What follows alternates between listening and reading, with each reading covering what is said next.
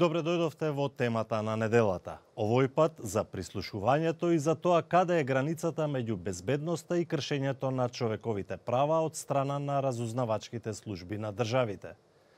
Во Македонија огромната концентрација на моќ во управата за безбедност и контраразузнавање, како и отсуството на вистинска контрола врз таа служба, доведе до ситуација таа да се користи за политички цели и да се случуваат големи афери со прислушкувањето. Реформи се неопходни, но ниедна власт досега немаше волја да ги спроведе. Цршта на безбедноста на граѓаните е во работата на разузнавачките служби кои треба да собираат информации кога има индиции за загрозување на територијалниот интегритет и суверенитет на државата или кога се во прашање откривање на кривични дела, оценуваат експертите кои додаваат дека секоја силна и стабилна држава се темели на ефикасни служби за следење. Но за жал техниките за прислушување често се злоупотребуваат за приватни и политички интереси на елитите на власта, со што директно се нарушува приватноста на граѓаните како основно човеково право. Тие велат дека е комплексно прашањето каде е границата меѓу безбедноста на државата и кршењето на човековите права, но нагласуваат дека било каков облик на самоволие на МВР и службите кои излегува надвор од судската контрола иницира повреди на човековите права.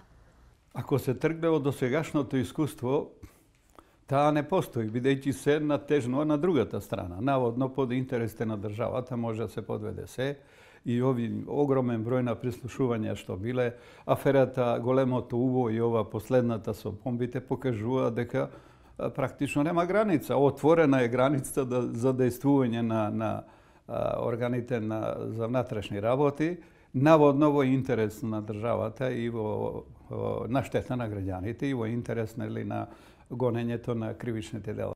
Вели Тито Петковски, поранешниот претседател на Комисијата за надзор врз следење на комуникациите од страна на МВР. Упатените велат дека Македонија во реформите на безбедносните служби кои се во тек треба да ги следи препораките на групата на експертот Рајнхард Прибе и примерот на земјите кои имаат добри контролни механизми.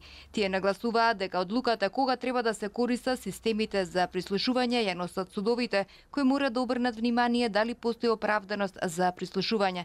Додаваат и дека мора да се воспостави силна собраниска контрола која нема да биде ограничена.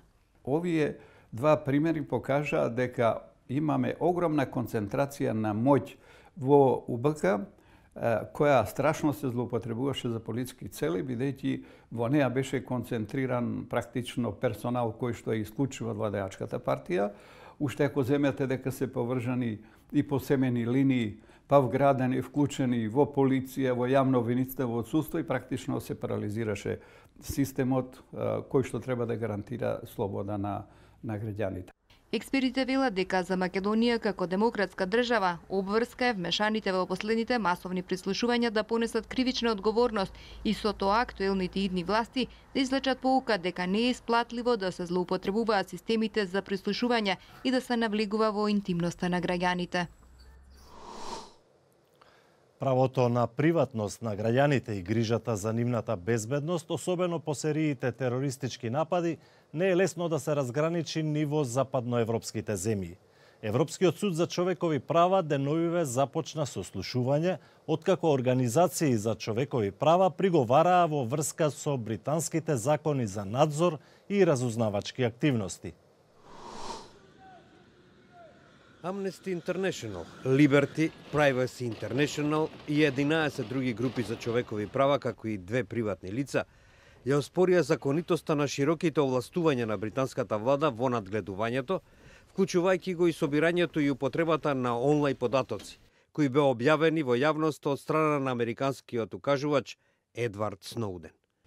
Адвокатот кој ја представува британската влада во Европскиот суд, Джеймс Еди, изјави дека на таков начин биле спречени некои терористички закани. We have given compelling examples of major threats that were only discovered and repelled by the use of bulk data at paragraphs 23 to 27 of our observations. They include the triggering of a manhunt for a known terrorist linked to previous attacks on the UK at a time when other intelligence sources had gone cold, and the highlighting of links between the terrorist and extremists in the UK. The result was the successful disruption of the terrorist network.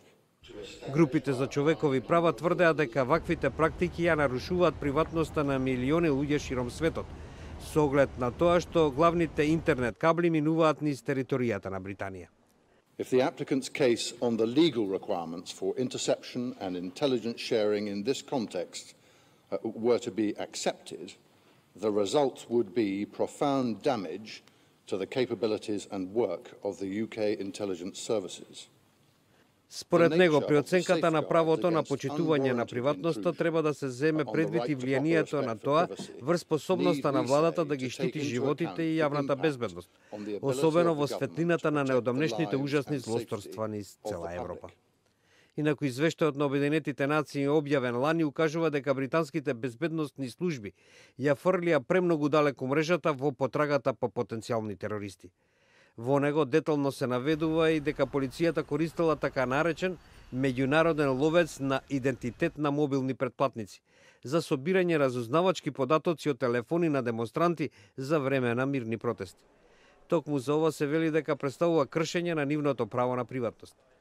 Извештајот исто така го критикува законот за истражни овластувања, усвоен во 2016 година, како наметлив и штетен за активностите на граѓанските групи и политичките активисти. Тоа беше се во ова издание на темата на неделата, кое беше посветено на работата на разузнавачките служби и можностите за отстранување на опасностите од злоупотреби. Нашите содржини можете да ги следите и на социјалните мрежи, како и на YouTube. До гледање!